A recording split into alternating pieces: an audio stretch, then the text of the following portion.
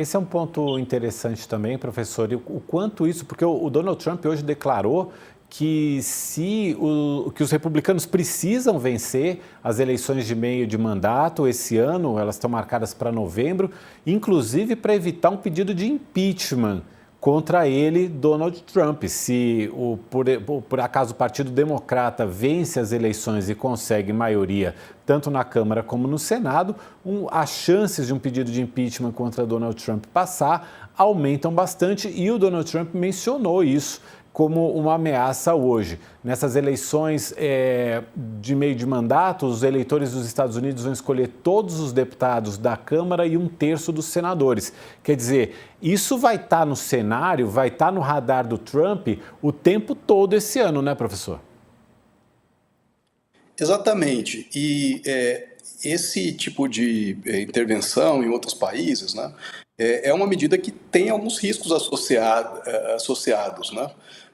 Porque a gente precisa entender duas coisas. Primeiro que há uma memória nos Estados Unidos de intervenções semelhantes que foram fracassadas, como no Iraque, no Afeganistão, onde vidas, né, de soldados americanos foram perdidas em nome de, no caso, a promoção da democracia, né, que nem nesse contexto aqui tem até ficado em segundo plano em relação a interesses puramente econômicos, mas o povo americano tem uma memória de quão desastradas são essas intervenções americanas em outros países, né?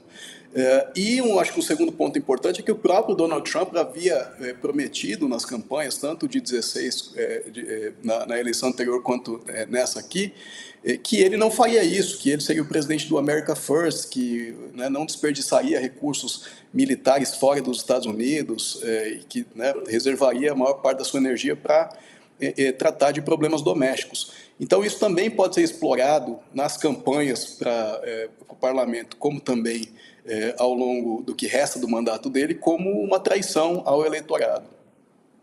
Júlio.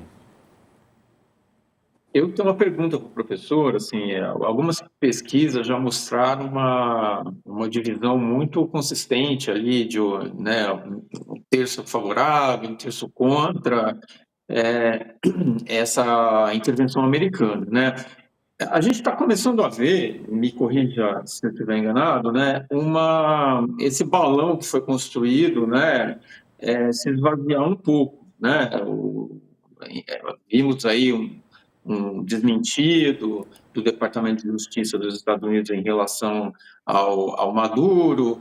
Como que o Trump, essa é uma curiosidade, está justificando isso internamente? Porque quem está olhando de fora vê o aspecto econômico de uma forma muito evidente, né? Do Trump tentar, via petróleo da Venezuela, baixar a inflação, baixar os preços dentro dos Estados Unidos, né?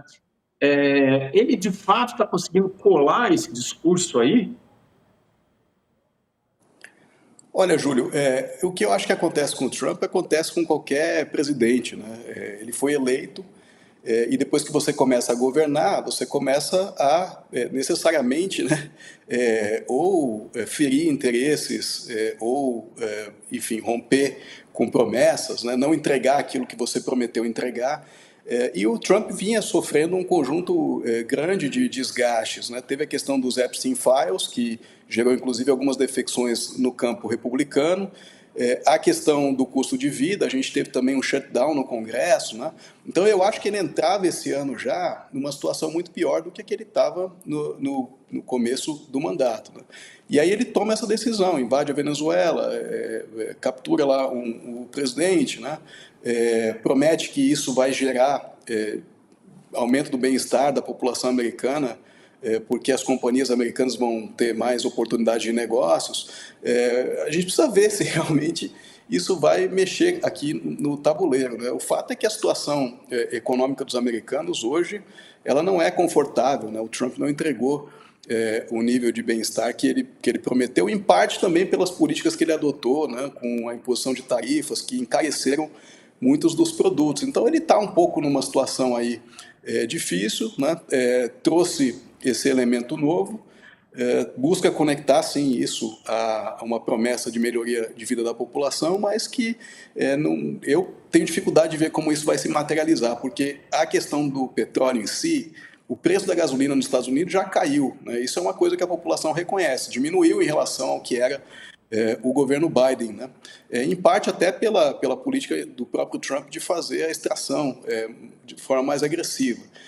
Mas todo o conjunto aí da economia não se posiciona, né, de uma maneira que garanta ao Trump muitos dividendos políticos nesse momento.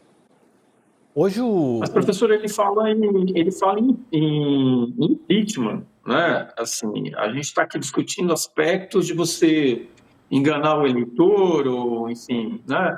É um outro elemento, assim, o que justificaria essa preocupação dele com o impeachment? Porque, assim, houve duas tentativas no passado, 17 e 21, e, se não me falha a memória, ambas por abuso de poder, né? O que justificaria dessa vez? Qual é a preocupação dele para usar esse termo? Não, pode ser que eu sofra um impeachment. Pô, Júlio, a verdade é que o impeachment nos Estados Unidos, né, foi um instituto que ele começou a se banalizar de alguma forma e, em grande medida, por iniciativa dos próprios republicanos, né, que, começando lá com o Clinton, né, entraram com um pedido de impeachment, chegaram a aprovar em uma das casas um pedido de impeachment por algo que não necessariamente na tradição americana se configuraria como high crime, né, a gente chama aí no Brasil, né, crime de responsabilidade.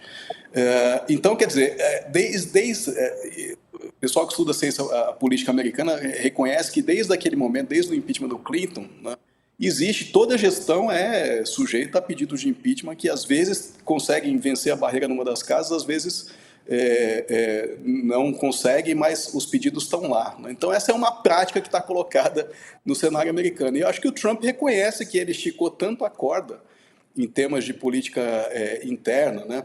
Mas também abrindo esse tipo de frente altamente questionável à luz do direito doméstico internacional, que ele, nesse sentido, é vulnerável, né? E é interessante porque todo poder, quer dizer, que é exercido, às vezes é exercido de uma forma muito ostensiva, mas todo poder se assenta num conjunto de elementos que são relativamente precários, contingentes. Você mexe uma peça, muda todo o cenário.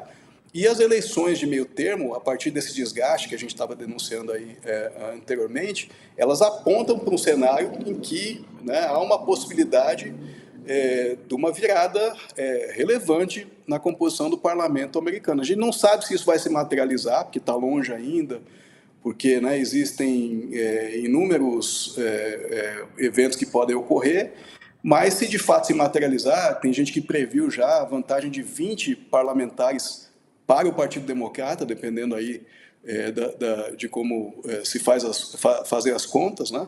Se materializasse uma maioria muito relevante para o Partido Democrata, ficaria fácil passar um impeachment, porque aí é uma questão realmente quase que matemática, né?